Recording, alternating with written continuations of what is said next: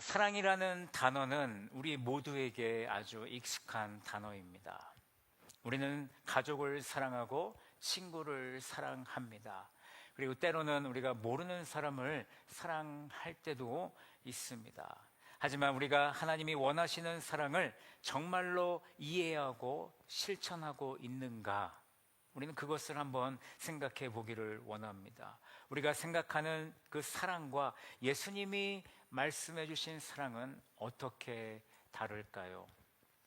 오늘 우리가 살펴볼 말씀에는 예수님께서 영원한 생명에 대해서 율법 교사와 나눈 대화가 오늘 나오고 있습니다. 율법 교사는 하나님을 사랑하고 이웃을 사랑하는 것이 율법의 핵심이라는 것을 알고 있었지만 예수님은 그에게 단순히 아는 것만으로 충분하지 않다, 삶 속에서 그 사랑을 실천하는 것이 중요하다라는 것을 오늘 가르쳐주고 계십니다. 우리의 일상생활에서 특히 바쁘고 개인적인 문제들이 많을 때 이웃을 사랑하는 것이 얼마나 어려운지를 우리는 그 누구보다도 잘 알고 있습니다. 하지만 그렇다고 이웃 사랑을 포기할 수는 없습니다. 왜냐하면 이웃을 사랑하는 것은 우리의 선택이 아니라 영원한 생명으로 가는 길이기 때문입니다. 오늘 이 시간을 통해 예수님이 가르치신 사랑의 참된 의미를 다시 한번 생각해 보고 우리의 한계를 인정하며 하나님의 은혜를 받아 이웃사랑을 실천하는 방법을 깊이 고민해 보는 귀한 시간이 되기를 원합니다. 이 시간 우리의 마음을 열고 하나님께서 주시는 말씀을 온전히 받아들이는 귀한 시간이 되기를 예수님의 이름으로 간절히 축원합니다. 먼저 예수님께서 율법 교사와 나눈 대화를 통해 이웃사랑의 참된 의미를 오늘 나누도록 하겠습니다. 먼저 율법 교사를 보겠습니다. 여러분, 율법 교사는 유대교에서 율법을 연구하고 가르치는 사람이죠. 당대 유대 사회에서 큰 권위와 존경을 받던 인물이었습니다. 사람들에게 율법을 해석해주고 어떻게 그 율법을 지켜야 되는지를 알려주는 너무나도 귀한 역할을 감당했습니다. 오늘 본문에서 율법 교사는 예수님께 질문을 던지고 있습니다. 25절 말씀 보십시오. 선생님, 제가 무엇을 해야 영원한 생명을 얻을 수 있습니까? 여기서 영원한 생명은 단순히 죽은 후에 우리가 누리는 어떤 그런 삶이 아니라 지금 이 순간부터 하나님과 깊은 관계 속에서 사는 삶을 의미하는 것입니다. 모든 사람은 이 영원한 생명을 얻고자 하는 갈망을 가지고 있으며 또 그것이 우리의 삶의 목적이라고 할 수 있습니다. 예수님은 율법 교사의 질문에 직접 답하지 않으셨습니다. 오히려 율법에 무엇이라고 기록되어 있으며 너는 그것을 어떻게 읽고 있냐라고 오늘 물으시죠. 이는 율법 교사가 스스로 답을 찾게 하기 위함이었습니다. 율법 교사는 무엇을 대답합니까? 신명기 6장 5절과 레위기 19장 18절의 말씀을 인용하면서 오늘 27절을 말씀해 주고 있습니다. 우리 다 같이 27절을 읽어보겠습니다. 시작. 내 마음을 다하며 목숨을 다하며 힘을 다하며 뜻을 다하여 주 너의 하나님을 사랑하고 내 이웃을 내 자신과 같이 사랑하라. 아멘. 여러분, 이 대답은 유대 율법의 핵심이자 하나님께서 우리에게 요구하시는 가장 중요한 계명입니다. 예수님도 마태복음 22장 37절에서 38절 말씀에서 하나님의 사랑과 이웃사랑을 가장 큰 계명으로 가르치셨습니다. 여러분, 우리는 하나님을 사랑해야 됩니다. 여러분, 연인들이 데이트를 할 때 가끔씩 이런 질문을 합니다. 나를 얼마나 사랑해? 라고 묻죠. 혹시 여러분들 결혼하신 분들은 젊으셨을 때 뭐라고 대답하셨습니까? 제가 아무리 답을 생각해 봤는데 아무리 생각해도 이거 하나밖에 기억이 안 납니다. 제가 했는지는 모르겠어요. 제가 들은 거라서 하늘만큼 땅만큼 그거보다 더 많이 당신을 사랑해라고 보통 우리는 말을 하죠. 그게 정말일까요? 의문이 듭니다. 이는 우리가 할 수 있는 최선의 방법으로 너를 사랑한다라고 고백을 하는 겁니다. 근데 하나님도 저와 여러분들에게 물으실 것입니다. 나를 얼마나 사랑하니?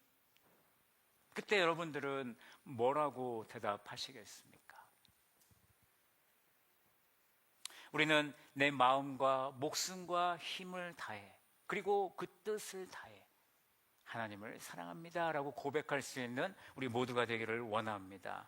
이는 우리가 할 수 있는 최선의 방법으로 하나님의 사랑을 표현하는 것이라고 저는 그렇게 믿습니다. 두 번째로 우리는 이웃을 사랑해야 됩니다. 예수님은 우리에게 이웃을 내 몸과 같이 사랑하라 라고 하셨습니다. 즉 다른 사람이 나에게 해주기를 바라는 대로 나도 다른 사람에게 해주면 된다라는 그런 뜻이겠죠. 하나님을 온전히 사랑하고 있다라면 이웃사랑은 자연스럽게 따라올 것입니다. 예수님은 율법교사의 대답이 옳다고 인정하셨습니다. 그래, 네가 옳다. 그러면서 그에게 한 가지 더 말씀하셨는데 이것을 행하라. 그러면 살리라 라고 오늘 말씀하셨습니다. 무슨 얘기입니까? 이웃 사랑하기를 머리로만 알지 말고 행함으로 실천함으로써 그 말씀대로 살아가라 라고 말씀하시는 겁니다. 예수님은 율법교사가 이 계명을 올바로 지키지 못하고 있음을 알고 계셨습니다. 앞으로도 자기 힘으로는 이 계명을 지킬 수 없다는 것을 그 누구보다도 잘 아셨습니다. 그러나 율법교사는 자신의 잘못을 인정하기보다는 자신이 맞다고 주장하려고 했습니다. 예수님은 하나님을 사랑하고 이웃을 사랑함으로 영생을 얻는 길이 영생을 얻는 길이다라는 것을 명확히 오늘 말씀하고 계시는 겁니다. 오늘 이 이야기와 비슷한 내용이 마태복음 19장에 보시면 부자 청년의 이야기가 있습니다. 부자 청년이 예수님께 와서 똑같은 질문을 합니다. 내가 어떻게 하면 영생을 얻을 수 있습니까? 그때 예수님이 뭐라고 그러시죠? 십계명을 잘 지키고 또 내 이웃을 내 몸과 같이 사랑해라 그렇게 말씀하셨습니다. 그때 부자 청년이 저는 그것을 다 지켰습니다. 제가 무엇을 더 해야 되겠습니까? 라고 했을 때 예수님이 네가 가지고 있는 그 많은 돈을 너의 이웃들과 함께 나누어 써라 라고 이렇게 말씀하십니다. 그때 그 부자 청년이 고민하기 시작하는 거죠. 무슨 얘기입니까? 그는 머리로는 알고 있는데 몸으로는 하나님의 말씀을 실천하지 않았다라는 것입니다. 여러분, 머리로만 아는 사랑은요, 진정한 사랑이 아님을 우리는 기억해야 되겠습니다. 이 부분을 우리 삶에 적용해 보면 우리는 하나님을 사랑하고 이웃을 사랑해야 한다는 사실을 알고 있지만 실제로는 그것을 제대로 실천하지 못하는 경우가 많다는 것입니다. 예를 들어서 우리 주변에 어려움을 겪는 이웃이 있을 때 돕고자 하는 마음을 우리는 가지지만 바쁘거나 피곤하다는 이유로 그 이웃 사랑을 실천하지 못할 때가 있다라는 것입니다. 또는 자신과 다른 생각이나 다른 배경을 가진 사람들에게 무관심하거나 편견을 가질 수 있습니다. 율법교사는 하나님 사랑과 이웃 사랑이 율법의 핵심이라는 것을 알고 있었지만 진정한 실천은 그에게 또 다른 문제였다라는 것을 우리는 기억해야 됩니다. 그렇다면 우리가 왜 이웃을 온전히 사랑하지 못할까요? 계속해서 말씀을 보십시오. 율법교사는 예수님의 답을 듣고 이렇게 묻고 있습니다. 29절 보십시오. 내 이웃이 누구입니까?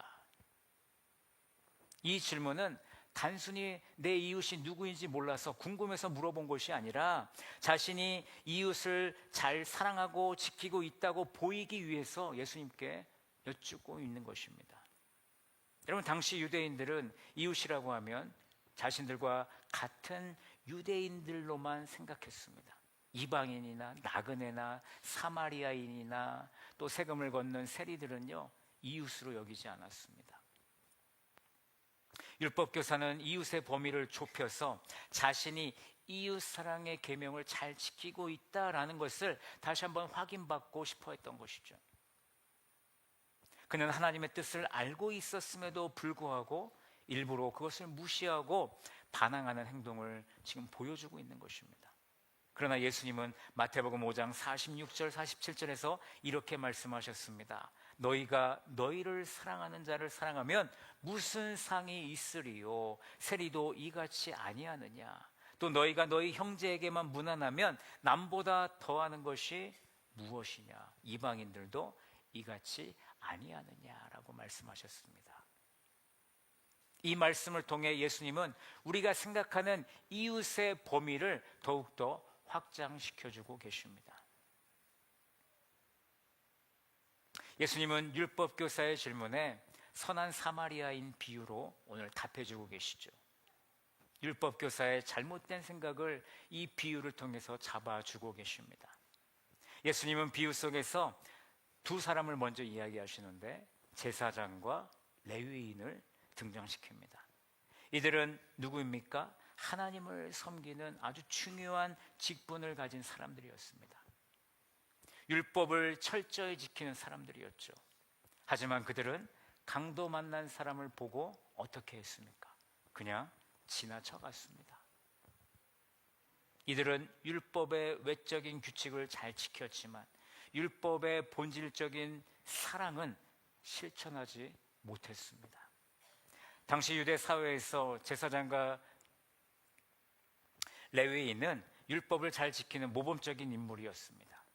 이 비유에서 그들의 무관심과 자기 만족적인 모습이 드러났습니다. 이 대목에서 우리는 인간의 한계를 깊이 깨닫게 되는 것입니다. 제사장과 레위인은 율법을 철저히 지키려고 했지만 그들의 마음에는 진정한 사랑이 없었습니다. 이것은 오늘날 우리에게도 적용될 수 있는데 우리는 외적으로 신앙을 잘 지키고 있는 것처럼 보이지만 우리의 마음속에는 사랑이 부족할 때가 많다라는 것입니다. 우리 모두는 가끔 제사장이나 레위인처럼 행동하고 있지는 않습니까? 우리는 때로는 바쁘다는 이유로 혹은 나와 상관없다라는 이유로 이웃을 외면할 때가 있습니다. 그런 순간에 우리는 우리 안에 사랑이 부족하다라는 것을 깨달을 수 있는 우리 성도들이 되기를 간절히 원합니다. 왜 우리가 그런 일을 하게 될까요? 그 이유는 우리의 한계와 죄성 때문입니다. 로마서 3장 23절은 분명히 말씀합니다. 모든 사람이 죄를 범하였음에 하나님의 영광에 이르지 못하더니. 그렇기 때문에 우리에게 하나님의 은혜가 필요하다는 것을 깨닫게 해주는 것이죠. 우리는 신앙생활에서 외적인 모습에만 집중하기보다는 내면의 동기와 진정한 사랑에 더 많은 관심을 갖는 성도들이 되어야 하겠습니다. 여러분, 교회에서 봉사나 예배 참석이 중요하지만 그것보다 더 중요한 것은 우리가 그것을 어떤 마음으로 하고 있는가. 하나님께서 원하시는 것은 형식적인 종교 행위가 아니라 진심으로 하나님과 이웃을 사랑하는 마음입니다. 우리는 우리 자신이 얼마나 자주 율법 교사나 제사장 또 레위인과 같은 모습으로 행동하고 있는지를 돌아봐야 하겠습니다. 그리고 우리의 부족함을 인정하고 하나님의 은혜를 구하며 참된 사랑을 실천하기 위해 노력하는 우리 성도들이 되기를 바랍니다. 이제 선한 사마리아인의 이야기를 통해서 진정한 이웃사랑이 무엇인지 함께 나누도록 하겠습니다. 예수님은 세 번째 인물로 사마리아 사람을 오늘 소개하고 있습니다. 사마리아 사람은 유대인들이 싫어했던, 아주 싫어했던, 그 누구보다도 싫어했던 이방인이었지만 그는 강도 만난 사람을 보고 마음이 아파 즉시 즉각적으로 도와주기로 결심합니다. 여기서 불쌍히 여겨라는 말씀이 나오는데 그것은 연민과 자비를 느꼈다라는 뜻입니다. 사마리아 사람은요, 단순히 불쌍하게 생각한 것에 그치지 않고 실제로 행동으로 옮기는 것을 오늘 보여주고 있습니다. 사마리아 사람이 어떻게 했습니까? 강도 만난 사람에게 다가가서 기름과 포도주를 상처에 붓고 그 상처를 치료해 주었습니다. 상처를 싸맨 후에는 자신의 짐승에 태워서 그를 여관으로 데리고 갔습니다. 그리고 하루 종일 그를 돌보아 주었습니다.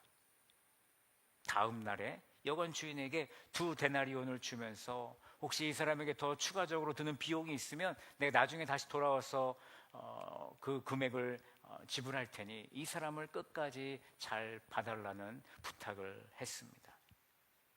이 모든 행동은 사마리아 사람이 사랑을 어떻게 실천했는지를 우리에게 잘 보여줍니다. 그는 사회적 편견과 차별을 넘어서서 진정한 이웃의 사랑을 보여주고 있습니다. 예수님은 이 비유를 통해 이웃사랑이 단순히 가까운 사람들에게만 해당되는 것이 아니라 도움이 필요한 모든 사람에게 해당됨을 우리에게 가르쳐주고 계십니다. 그리고 이웃사랑은 말로만 하는 것이 아니라 실제 행동으로 보여야 한다는 것을 다시 한번 강조하신 것입니다. 여러분, 사도 요한도요, 요한 1서 3장 18절에서 이렇게 말씀하고 있죠. 우리 다 같이 한번 읽어보실까요? 시작. 우리가 말과 혀로만 사랑하지 말고 행함과 진실함으로 하자. 아멘. 여러분, 진정한 사랑은요, 행동으로 나타나야 됨을 다시 한번 더 강조하고 있습니다. 또한 요한일서 4장 20절 말씀 다 같이 큰 목소리로 읽습니다. 시작.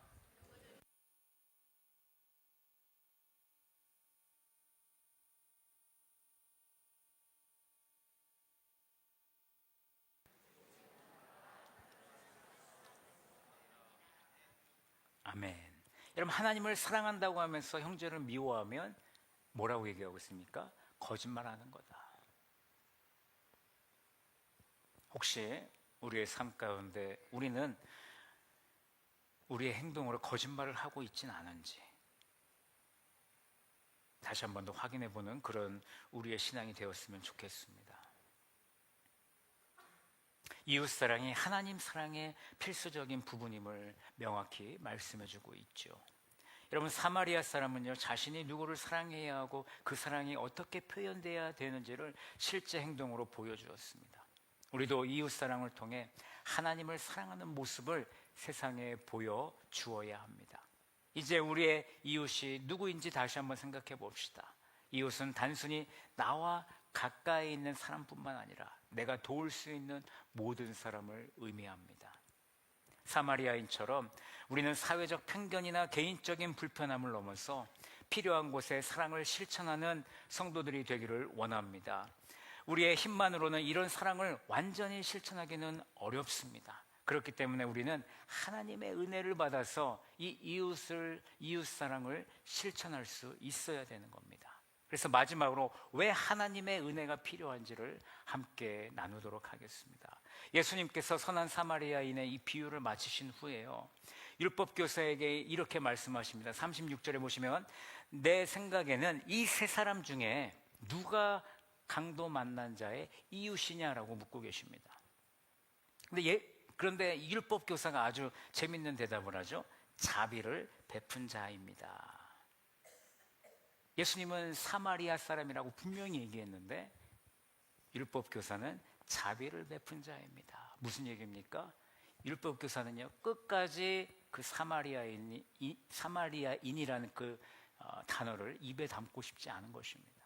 여전히 그는 이웃사랑을 머리로만 하고 있는 것입니다.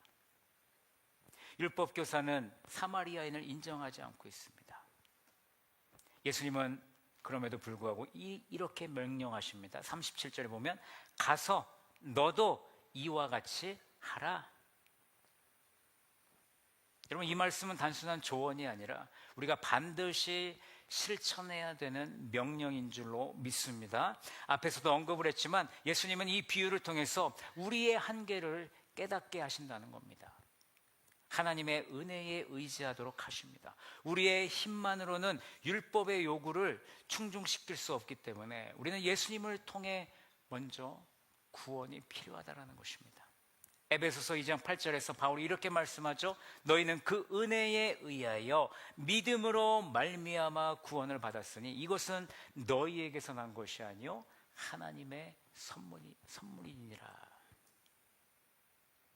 이는 우리가 율법을 잘 지켜서가 아니라 오직 하나님의 은혜로 구원받는다는 복음의 핵심을 우리에게 말씀해주고 있습니다. 로마서 5장 8절에서는 이렇게 말씀합니다. 우리가 아직 죄인 되었을 때에 그리스도께서 우리를 위하여 죽으심으로 하나님께서 우리에 대한 자기의 사랑을 확증하셨느니라. 이 말씀은 우리가 연약한 상태에서도 하나님이 우리를 얼마나 사랑하셨는지를 잘 보여주는 말씀입니다. 우리는 매일 하나님께 은혜를 구하며 살아가야 합니다. 우리의 힘만으로는 율법을 온전히 지킬 수 없다는 것을 깨닫고 겸손히 하나님의 은혜를 구하는 우리가 되기를 원합니다. 이는 우리가 매일의 삶 속에서 마주하는 도전과도 같습니다. 누군가를 용서해야 될 때 그 용서는 우리의 힘으로만은 불가능하다는 것입니다. 우리는 하나님의 은혜와 사랑을 통해서만 진정으로 용서할 수 있습니다. 그래서 우리는 매일 하나님께 은혜를 구하며 그 은혜로 이웃사랑을 실천해야 하겠습니다. 말씀을 맺겠습니다. 오늘 본문을 통해 예수님께서 가르치신 하나님 사랑과 이웃사랑의 중요성을 다시 한번 생각해 보게 됩니다.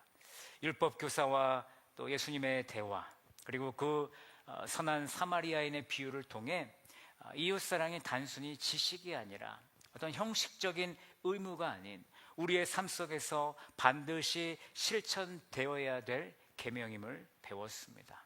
그러나 우리의 인간의 한계와 죄성으로 인해 이 사랑을 온전히 실천하는 것이 얼마나 어려운가를 다시 한 번 더 생각해 보게 됩니다.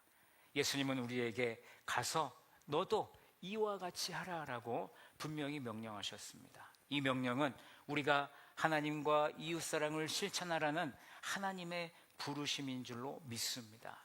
하지만 우리는 이 명령을 완벽하게 수행할 수 없는 연약한 존재임을 늘 깨닫기를 원하고 인정하기를 원합니다.